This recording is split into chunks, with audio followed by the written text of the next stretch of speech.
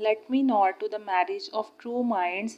It's a sonnet 116 by William Shakespeare. In this video, we are going to discuss the line-by-line summary of this sonnet. Let me nod to the marriage of true minds amid impediments. Impediments का मतलब है obstacles.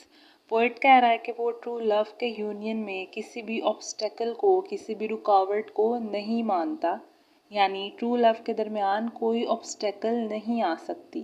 Love is not love which alter when it's alteration find.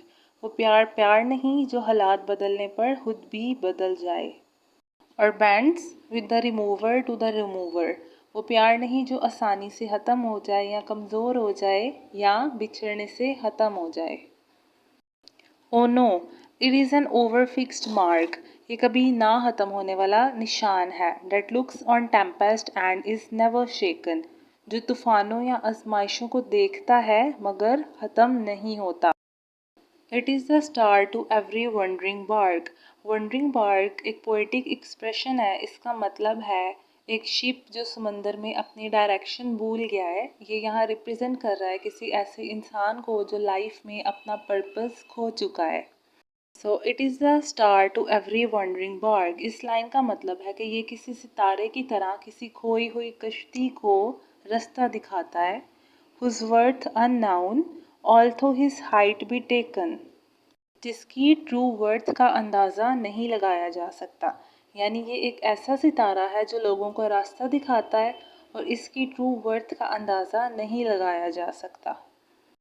Love is not times फूल थो रोजी lips and chicks. मोहब्बत वक्त की गुलाम नहीं है. Within its beauty sickle's compass come. और जो ब्यूटी है वो टाइम के साथ साथ फेड हो जाती है, पर ट्रू लव हमेशा रहता है. Love alters not with his brief hours and weeks. यानी मोहब्बत वक्त के चंद हफ्तों या घंटों में नहीं बदलती, but bears it out even to the end of doom. End of doom का मतलब है द डे ऑफ जजमेंट या क़यामत का दिन, बल्कि क़यामत तक हमेशा कायम रहती है. If this be error and upon me proved, I never it nor no man ever loved. अगर ये बात गलत साबित हो जाए तो मैंने कुछ नहीं लिखा और कभी किसी ने मोहब्बत नहीं की.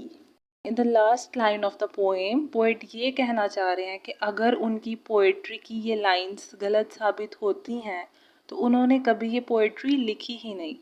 इट रिप्रेजेंट्स कि उन्होंने ट्रू लव पे जो पोइट्री लिखी है ही इज़ 100% कॉन्फिडेंट कि यही सच है.